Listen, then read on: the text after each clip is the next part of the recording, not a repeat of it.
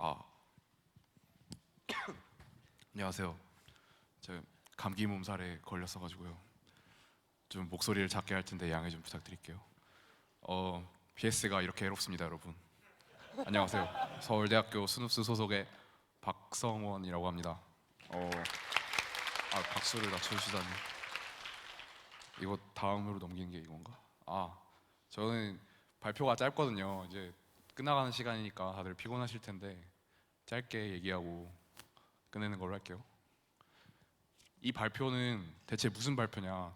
제 발표 제목을 좀 낚시성으로 뽑아봤는데 일반적인 소프트웨어 개발의 시각에서 본 PS를 열심히 하면 무엇을 놓치게 되어서 해롭게 되는지, 근데 또 PS를 열심히 하면 뭐가 좋은지를 제 경험과 주변 지인들의 여러 가지 경험들을 토대로 설명해보는 발표입니다. 그래서 이 발표는 뭐 PS를 막 시작하신 분들이 들어도 좋고 PS를 열심히 하시는 분들이 들어도 좋고 취업 준비하시는 분들이 들어도 좋고 사실 아무나 들어도 상관이 없는 발표입니다. 이 발표는 당연히 제 개인적인 생각이기 때문에 여러분들이 어느 정도는 걸러 들으셔야 할 필요도 있어요. 취사 선택해서 잘 들어주시길 바랍니다. 그래서 아니 그러면 당신은 뭐 하는 사람인데 이런 발표를 하겠다고 여기 나왔냐 라고 물어보실 수 있으니까 제 소개를 잠깐 하자면 이제 저는 프로블럼 솔빙에서 핸들이 엔토피하고요. 이제 뭐 아이디죠. PS에서 쓰는 아이디. 그리고 이제 중고등학생 때 KY를 했었는데 별 성과는 없었고요. 그리고 이제 이러고 나서 대학교에 입학해서 PS를 거의 안 했어요. 대학교 입학해서는. 근데 ICPC는 나오고 그때는 서울에서 ICPC를 했거든요. 서울 리저널이라고. 그래서 1, 2학년 때 서울 리저널에 나왔었고 그 뒤로 한동안 쭉 접고 있다가 2015년 말에 이제 다시 PS에 흥미가 생겨서 그때 다시 시작했거든요. 그래서 작년에 이제 열심히 준비해서 작년에 이제 대전 리저널에서 전체 3등을 했고요. 그리고 관심이 별로 없었는데 이제 방콕에도 갔다 와서 5등을 했었습니다. 네, PS에서의 제 소개는 이렇고요. 그리고 저는 이제 그리고 대학교 1, 2학년까지 다니고 병특을 했었는데요. 그래서 이제 제가 소프트웨어 개발에서는 어떤 경력을 가지고 있나? 이제 1, 2학년 마치고 애니파크에서 병특을 했었고요. 이때 그래서 게임 개발을 했고 마구더리얼이라는 망한 게임을 만들었었고 그다음에 이제 마구 매니저라는 게임도 만들었었어요. 그다음에 이제 저 때 병특이 끝나고 잠깐 쉰 다음에 이제 옐로에그라는 게임 회사를 창업해서 지금 이제 아직도 일하고 있습니다. 네, 그래서 저는 이제 뭐야? 왜 이래요? 뭐야? 아, 그래서 이제 제 소개는 이 정도로 하고요. 그럼 이제 제가 뭐 PS를 엄청 잘하는 사람도 아니고 그렇다고 해서 이제 소프트웨어 개발에 엄청난 경력이 있는 사람도 아니지만 이제 양쪽 다 어느 정도 어중간한 경력이 있는 사람으로서 이제 적당히 이 발표를 하려고 나온 것입니다. 근데 이제 여기서 자꾸 PS란 말을 쓰는데 이 PS란 말에 대해 정의를 먼저 명확히 하고 가야겠죠. PS가 뭐냐? 자료구조 알고리즘 이론을 배우고 이론을 응용해 알고리즘 문제를 풀고 프로그래밍 랭귀지로 구현하는 활동을 이제 PS라고 보통 말하죠. 어, 원래 이제 프로블럼 솔빙이라는 게 이제 원래는 이제 그냥 진짜 일반적인 문제 해결을 의미하는 단어인데 이제 이쪽 계열에서는 이제 알고리즘 문제를 해결하는 활동을 특별히 프로블럼 솔빙이라고 하죠. 네, 그런 정의로 하도록 할게요. 이걸로 경쟁하는 대회를 이제 보통 요새는 컴피티티브 프로그래밍이라고 또 많이 하죠. 네, 그래서 이제 발표 주제 첫 번째 이제 PS를 열심히 하면은 대체 뭐가 해로운가를 알아볼게요. 이제 제 자신의 어떻게 보면 고백이기도 하고요. 네, 참회의 시간이죠. 코드 가독성. 거의 대부분의 소프트웨어 개발은 혼자서 하는 게 아닌 여럿이서 개발하는 거죠. 그래서 일단 남이 내 코드를 쉽게 이해할 수 있어야 서로 같이 협업이 되겠죠. 혼자서 만들 수 없는 노릇이니까요. 문서화가 필요한 부분에 문서화도 해줘야 되고. 하지만 우리들이 이제 PS에서 만드는 코드는 이제 통일되지 않은 스타일, 인덴트 무시 이런 거 이제 BOJ 게시판 가면 잘 보이죠. 무의미한 변수 함수 이름 뭐 A, B, C, A, A, B, B 이런 거. 자기 자신만이 알아볼 수 있는 코드. 보통 이제 PS 하시는 분들 이제 각자 이제 자기만의 스타일 코드가 있어요. 그래서 사실 이 위에 저 세 개가 다 별 의미가 없는 말일 수도 있는 게 자기 자신은 그 코드를 다 잘 알아볼 수 있어요. 이렇게 물어보면은 너 왜 변수 이름 A, B, C로 했니? 그러면 나는 이게 편하고 좋아. 이래서 하는 사람들 많고요. 근데 실제로 그렇게 해서 자기 코드를 빨리 파악하고 읽어요. 근데 이게 문제는 뭐냐면은 자기 자신만 알아볼 수 있는 코드라는 거죠. 대회 때는 물론 빠르게 짜야 하기 때문에 불가피한 부분이긴 한데 이게 반복되면 반복될수록 자기도 모르는 사이에 이런 스타일이 고착이 되는 거죠. 그래서 나중에 그냥 프로그래밍을 그러니까 일반적인 프로그램을 만들려고 할 때도 그런 스타일이 나도 모르게 나오는 거죠. 그래서 이제 이런 걸 극복하려면은 이제 대회 중이 아니고 그냥 보통 이렇게 여유로울 때 한두 문제 풀기도 하잖아요. 그럴 때 이제 코드를 깔끔하게 짜는 연습을 뭐 해보는 게 좋아요. 네. 다음 이제 설계. 알고리즘 문제를 풀 때는 문제에서 요구하는 풀이 하나만을 위한 로직을 만들죠. 물론 이제 엄청 어려운 문제 가면 이제 뭐 여러 가지 로직을 만들어서 좀 연결하고 이런 게 필요하긴 하지만 사실 한정이 되어 있어요, 뎁스가. 하지만 그래서 이제 알고리즘 대회로 빅픽처를 그려볼 기회가 적은 거죠. 설계의 큰 그림을 그려볼 기회가 적다 이거예요. 그러니까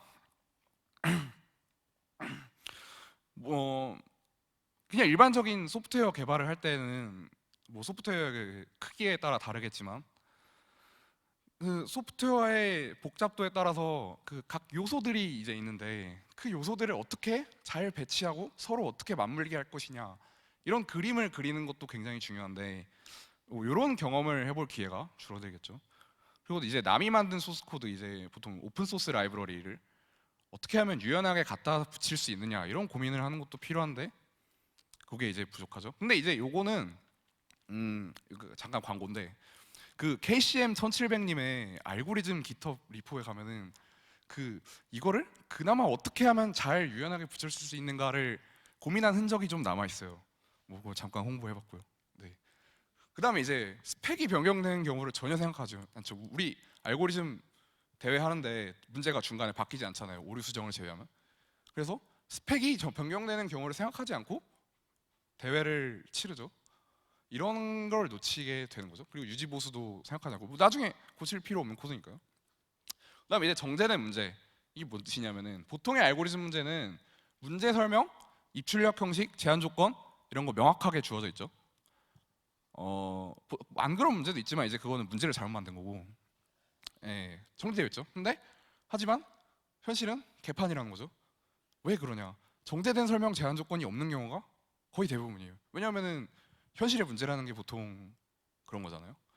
뭐 현실의 모든 경우의 수를 다 파악하고 모든 경우를 다 파악해서 제한 조건을 명확하게 파악할 수 있는 경우가 거의 없다는 거죠. 그리고 만약에 있어도 어차피 자주 변경이 돼요. 소프트웨어라는 게 이때는 이랬다가 저때는 저랬다가 어쩔 수 없는 변경이라는 게 존재하기 때문에 그리고 또 문제를 해결하는 방법이 그냥 해결하는 게 아니고 문제를 회피하거나 문제를 감추거나 아니면 스펙을 바꿔서 아예 문제를 없애버리는 그런 해결도 실제로 있어요. 그러니까 실제로 내릴 수 있는 결정이에요. 왜냐하면은 그 팀이 처한 상황에 따라서 문제를 회피했을 때 더 나은 결과를 낼 수도 있거든요. 근데 우리가 PS에서 하는 거는 문제를 해결하는 거잖아요. 근데 이제 해결하지 않고 다른 식으로 돌리는 방법도 있다 이런 거죠 현실에는. 같은 문제도 팀의 상황에 따라 다르게 해결하는 거고 이제 뭐 이런 정도가 이제 PS를 열심히 하고 이제 다른 개발에 경험이 없으면 겪을 수 있는 어느 정도의 해로움이라고 제가 얘기를 해볼 수 있겠어요. 그리고 반대로 이제 그러면 이제 PS가 이렇게 해로운데 그러면 해서 좋은 게 있냐? 당연히 좋은 거 있죠. 그래서 해서 좋은 게 뭐가 있을까를 제가 한번 또 생각해서 정리를 해봤는데요. 로직 구현력 이게 뭐냐면은 특정한 일 한 가지를 하는 로직을 구현하는 능력. 그러니까 보통 이제 PS에서 하는 게 바로 이런 거죠. 많이 좋아지죠. 많이 좋아져요. 그 PS 잘 하시는 분들은 의외로 구현 문제도 되게 잘 짜세요. PS의 세계에는 까다로운 구현 문제가 엄청나게 많고 이런 문제들을 두려워하지 말고 풀어보면 굉장히 좋아요. ICPC에도 작년 대전에도 하나 나왔었죠. 뭐 아무튼 풀어보면은 로직 구현력이 올라가서 확실히 그런 거는 좀 차이가 있는 것 같아요. 그 주변 사람들이 보면은. 이게 저 링크를 하나 달았는데 저게 뭐냐면은 어떤 분이 저번 달에 이제 구현 문제, 극강의 구현 문제를 추천해 달라 그래서 제가 댓글을 엄청나게 달아놓은 글이 있거든요. 저 나중에 심심하시면 저기 들어가서 댓글에 있는 문제 하나씩 한번 풀어보세요. 네. 그다음에 이제 시간 공간에 대한 감, 이게 뭐냐면은 이제 시간은 실행 시간에 대한 얘기예요. 실행 시간에 대한 실질적인 감, 이게 뭐냐면 시간 복잡도상의 얘기가 아니고 실제로 이 코드가 얼마의 입력이 주어지면은 몇 초 동안 돌아가냐에 대한 감이 생긴다는 거예요. 그러니까 뭐 우리 이제 많이들 생각하는 그 짬뽕 계산법 있잖아요. 네. 그 n 제곱인데 n이 많으면 이제 1억이잖아요. 그래서 1억이면 1초 이렇게 짬뽕 계산을 하는 게 있잖아요. 이게 뭐 물론 언어에 따라 뭐 조금 다를 수도 있고 많이 다를 수도 있는데 이게 이런 거에 대한 감이 아예 없는 거랑 어느 정도 감이 있는 거랑은 많이 달라요. 그래서 이 코드가 입력이 이 정도로 주어지면은 대충 몇 초 안에 돌아가겠구나라는 감이 생긴다는 거죠. 이 메모리도 마찬가지예요. 메모리 그 백준 게시판에 보면은 질문 게시판에 보면은 메모리 초과로 질문 올라오는 글도 되게 많은데 그런 걸 이제 극복하다 보면은 메모리 사용량에 대한 감도 이제 생기는 거죠. 내가 배열을 진짜 이만큼 잡았더니 메모리가 터지는구나. 내가 코드를 이렇게 짰더니 메모리가 터지는구나. 이런 거를 알 수 있는 감이 생긴다는 거죠. 이렇게 체득할 수 있다. 그 다음에 이제 경계 조건, 이거 굉장히 중요한데 경계 조건을 항상 염두에 두고 코딩하게 된다. 어느 정도 PS를 하신 분들이라면은 다 겪으셨을 텐데 이제 항상 문제에서 제한 조건이 주어져요. n이 뭐 몇 이상, 몇 이하다. 데이터가 크기가 몇 이하에서 몇 이상이다. 이거 뭔 소리야? 몇 이상에서 몇 이하이다. 그 조건을 꼭 그 경계 조건에서 틀리는 경우가 있어요. 항상 뭐 예를 들어 시스템 테스트에 간다. 항상 그 경계 조건에서 틀리는 경우가 있어요. 그 실패를 몇 번 하게 되면은 이제 이게 최소의 데이터, 최악의 데이터를 한번 테스트해 보는 게 중요하구나라는 걸 이제 보통 깨닫게 되잖아요. 그럼 경계 조건을 염두에 두고 코딩을 하는 감이 생긴다는 거죠. 이것을 놓쳐 생기는 버그가 현실 세계에 되게 굉장히 많아요. 뭐 대표적으로 인티저 오버플로, 그다음에 어레이 범위 벗어나는 거. 그 제가 얼마 전에 유튜브에서 영상을 본 적이 있는데 제가 그 하스스톤을 해보지는 않아서 잘 모르는데 그 하스스톤 영상을 봤어요. 근데 뭐 어떻게 했더라? 그 적편이 무슨 카드를 내는데 무슨 카드를 쓸 때마다 적 카드의 체력이 2배씩 늘어나는 거예요. 2배씩 늘어나는데 그래서 적 카드의 체력이 10억이 됐는데 그 다음 턴에 또 2배로 늘어나니까 그 적 카드가 갑자기 죽었어요. 왜 죽었냐? 그 인티저 오버플로가 일어나서 체력이 마이너스가 돼서 죽은 거예요. 그러니까 그런 갓 블리자드 사에서 만든 게임도 이제 인티저 오버플로가 있다. 그러니까 이제 이게 굉장히 흔한 버그라 이거죠. 이런 거에 대한 감을 키우는 게 있다. 그다음에 이제 문제 해결 전략이라고 적었는데 이게 뭔 소리냐면요. 다양한 알고리즘 문제를 풀다 보면 그 어떤 그 느껴지는 그런 그 감이라는 게 있어요. 이게 뭐냐면은 이거는 좀 작은 문제로 나눠서 풀면은 수월하구나. 이거는 거꾸로 생각해 보는 게 좋겠구나. 뭐 이거는 뭐 이것만 생각해 봐도 좋겠구나. 뭐 이런 식의 이런 감이랄지 전략이랄지 이런 게 생기거든요. 이런 것도 충분히 현실 세계에 적용될 수 있는 원리거든요. 그래서 알고리즘 문제를 풀 때 풀이를 이해하고 코딩하는 것도, 그러니까 코딩하는 것까지는 뭐 다 해보시겠죠. 그것을 넘어서 어떻게 이런 풀이가 나오게 되었는지 그 생각의 과정을 살펴보는 게 되게 중요해요. 예를 들면은 뭐가 있을까? 뭐 DP 문제 있잖아요. 예를 들면 DP 문제가 있는데 뭐 DP 문제 풀이 보면 이제 점화식 세우고 점화식으로 이제 코딩한다 이렇게 해서 이렇게 돼 있잖아요. 근데 거기서 멈추는 게 아니고 이 점화식을 어떻게 해서 뽑아내게 되었는가 이걸 생각해 보는 게 굉장히 중요해요. 그때 이제 저런 전략들이 쓰이는 거기 때문에 그런 감이 있으면 이제 현실 세계에서도 작은 문제로 쪼개서 해결하는 방법은 굉장히 많이 쓰이는 방법이거든요. 그래서 알고리즘 문제 풀 때 이제 저런 점을 좀 주의해서 신경 써서 풀시면은 굉장히 좋을 거예요. 그다음에 이제 마음가짐, 이거는 뭔 얘기냐면요. PS는 이제 실패의 연속이라고 써놨는데 뭔지 아시겠죠? 여러분 모든 지금까지 태어나서 모든 문제를 한 번에 맞은 사람은 없을 거예요. 그죠? 뭐 누구나 아무리 잘하는 ACG여도 틀리는 문제는 있어요. 항상 실패의 연속이란 거죠. 내가 틀릴 수 있다는 사실을 아주 자연스럽게 배워요. 그 왜 게시판 보면 질문 게시판 보면 맞았는데 왜 틀려요? 이런 질문 굉장히 많잖아요.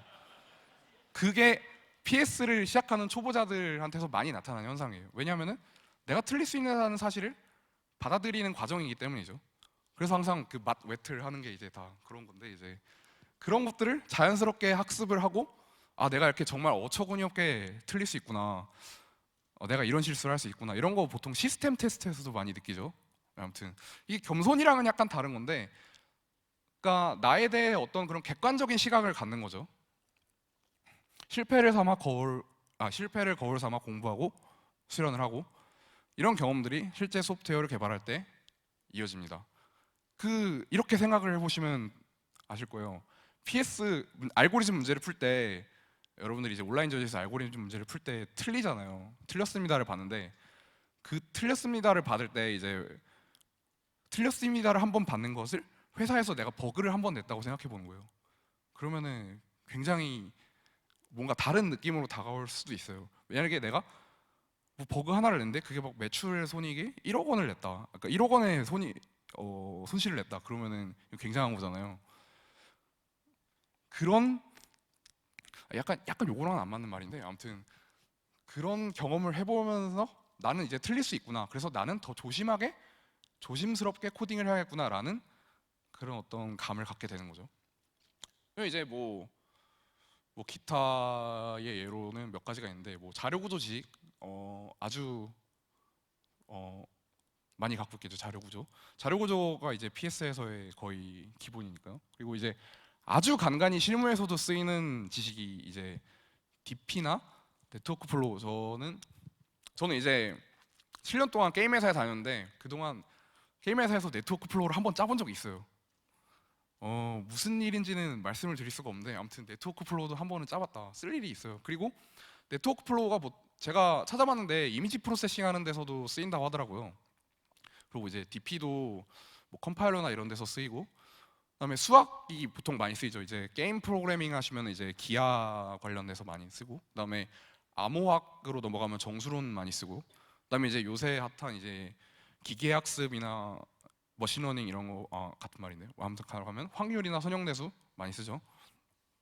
이런 거 PS 하면서 얻는 부수적인 지식이죠. 그다음에 이제 제일 중요한 거는 뭐 재미겠죠. 보통 이제 다들 재밌으니까 PS 열심히 하시잖아요. 네, 그렇죠. 그래서 정리를 해볼게요.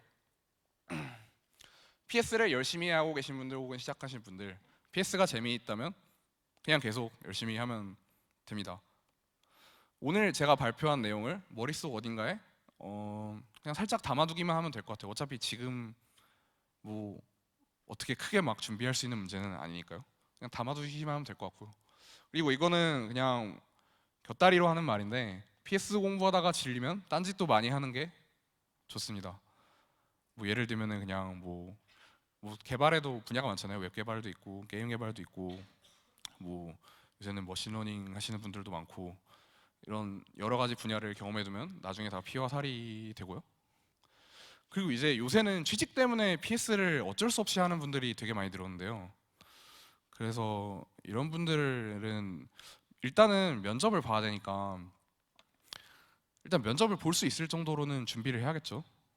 근데 그 이후에도 흥미가 느껴지지 않으면은 그 노력을 다른 분야에 기울이는 게 저는 맞다고 생각을 해요. 요새 그러니까 PS에 너무 스트레스 받는 분들이 좀 보이는 것 같아서 그 면접을 볼 수 있는 정도가 어느 정도냐 하면은 제 생각에는 한 코드포스의 블루 절반 정도면은 거의 모든 회사가 면접을 잘 볼 수 있지 않을까 하는 생각이 있습니다. 그 이후에 PS에 흥미가 크게 없다면은 다른 거 열심히 하시는 게 훨씬 좋을 거예요.